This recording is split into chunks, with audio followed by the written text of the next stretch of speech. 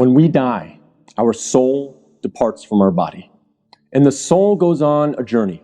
And that is when the soul descends into the grave to be reunited with our bodies. And when the soul is coming down, it witnesses the janazah, the funeral. And your body is laying there on the ground, wrapped up, getting ready to be buried. And you're descending and you're seeing this, and you're hearing it, you're experiencing it. And when the people then take your body and place it in the grave, your soul descends in there, into the grave, to be reunited with your body. And then your loved ones, your friends who were there at your janazah, they will start shoveling dirt, start picking up dirt with their hands and placing it in the grave, throwing it on top of you, and you will feel it fall on top of you. And they will do this until you are completely covered up. And you will be there in the grave, covered up, and you will have consciousness. You will be alive. Not physically, obviously, but your soul will experience this. They'll walk away. They'll leave. And you will hear their footsteps, as the Prophet, peace and blessings be upon him, said, that you will hear their footsteps as they walk away. And you will be there alone, in the grave, by yourself. Darkness. Silence. What happens at that point? Two angels come to you, Munkar and Nakir, and they ask you three questions.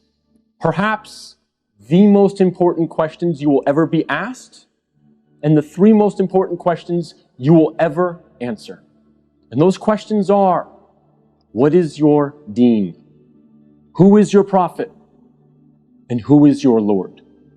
And if you answer these questions correctly, all three of them, your stay in the grave will be one of peace.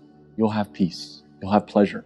Until the day of judgment, when the horn is sounded, and you are raised up out of your grave.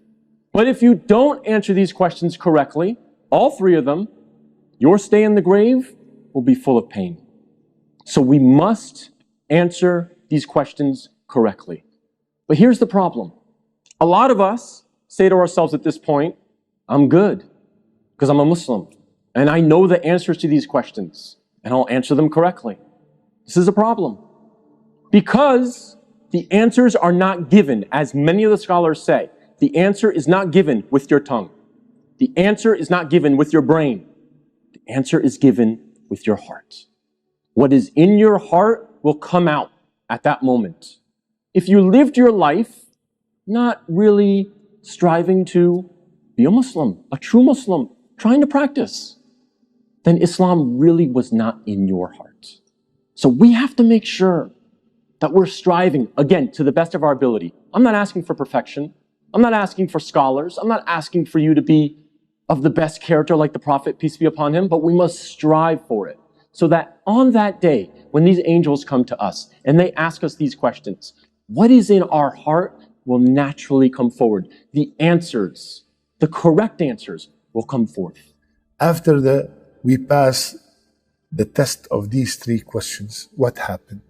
An order from Allah with 5 glad tidings. First, the grave will be furnished from Jannah. The second thing will happen, the person will be clothed from the cloth of Jannah. All these are told to us by Rasulullah sallallahu alaihi wasallam, and they have authentic hadith to support them. And then the person in the grave, a gate of Jannah will be opened for him or her, and its breeze will come to him or her, and he smells its fragrance, and he feels the delight. A fourth, the grave will be made spacious as far as the eye can see. The life of the barzakh, the life of the grave is completely different than this life. Allah will make the grave very spacious. And fifth, he will be given the glad tidings of Allah's pleasure and Jannah. Allahu Akbar. Then a man with a beautiful face, beautiful garment, and sweet odor comes. And the person in the grave said, "Who are you? You look so good. You have such a beautiful smell. Who are you? Your face is perfectly beautiful." Then the person will reply, "I am your good deeds. I am that salat that you prayed. I am that sadaqat that you gave. I am the Quran that you read and you memorized. I am the fasting. I am the struggle that you went through. I am the 2 rak'ah that you prayed in the middle of the night. I am all the great amal. A man with a good face that will be our companion till the day of judgment. Allahu Akbar. Allahu Akbar. فَوَرَبِّكَ لَنَسْأَلَنَّهُمْ أَجْمَعِينَ عَمَّا كَانُوا يَعْمَلُونَ. Ya Allah. Allah Azza wa Jal is swearing by himself. فَوَرَبِّكَ. What is he saying? I will ask them 100%. I will question everyone about what they used to do.